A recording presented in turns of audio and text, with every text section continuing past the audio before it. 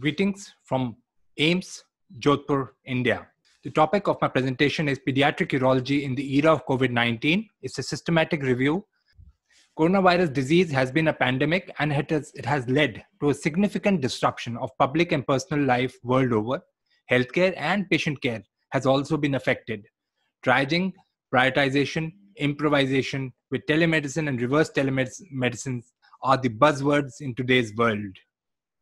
Multiple guidelines, recommendations, personal experiences have been published, and our aim with this study was to compile all the available recommendations and publish guiding principles in the era of COVID-19 for pediatric urology so as to enable optimal utilization of the resources without compromising on the safety of the patient and medical personnel. So we did a systematic review of the various databases like PubMed, Scopus, and Google using mesh terms of COVID-19, pediatric urology. And we had 2 reviewers, and in the end, we had total of 8 studies which met our criteria. So these are the 8 studies which included studies from European Society of Pediatric Urology, British Society, Canadian societies, and we analyzed all these criteria, all these guidelines into various criteria like prioritization, post-COVID peak protocol, minimal invasive surgery issues, hospital admission protocol, healthcare and professional safety measures, and management according to the stage of pandemic. Prioritization was one of the important component which most of the guidelines covered, that it was covered by 6 out of 8 guidelines. The consensus was basically all elective surgery that can be delayed without any risk to the patient should be postponed until the resolution of COVID-19 outbreak.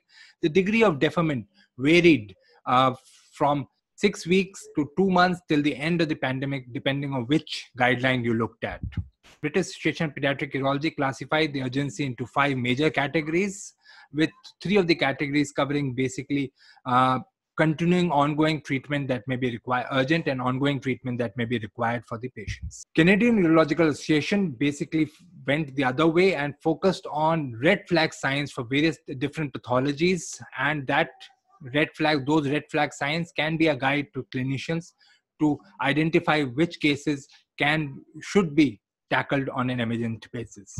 Similarly, one of the guidelines tackled the hospital admission protocol, that all should be, and basically they suggested that all should be screened for flu symptoms on admission and on an ongoing basis. Only one parent should accompany the child.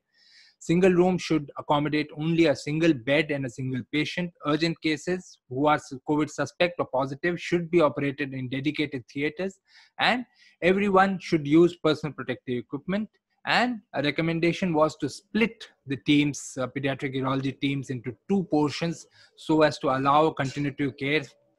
Now, coming on to the MIS, minimal invasive surgery protocol in pediatric urology, the science is unclear, equivocal, as vis-a-vis whether laparoscopy has higher risk versus open as compared to COVID-19 infection.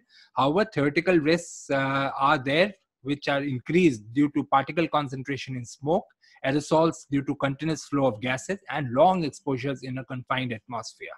So going through various MIS protocols in pediatric urology, we could glean the following safety measures that were recommended in various guidelines, like ports, appropriate skin incision to prevent air leaks, stop cork and lever lock should be closed to prevent inadvertent air leak. The pressure used should be the lowest possible pressures. The power setting for electrocautery should minimize or lowest power setting should be used, and we should minimize the use of cautery. Cutting is preferred over coagulation. Ultrasonic is to be avoided because of lower temperature coagulation and cutting. The flow control measures like lowest flow rate should be used. Smoke evacuation devices and controlled desufflation is important for prevention of COVID-19 transmission. And we should aim for minimal number of personnel in the operation theater while surgery is going on.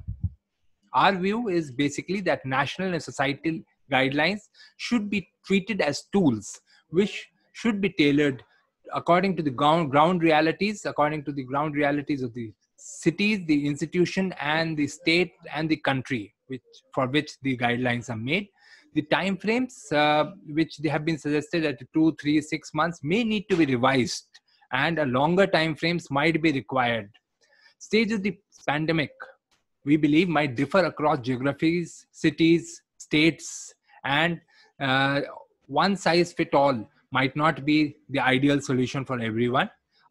We have to create a balance between hospital and healthcare safety vis-a-vis the incidence and organ damage that may be occurring in our children. Each institution should tailor make the guidelines which will fit the local condition the best.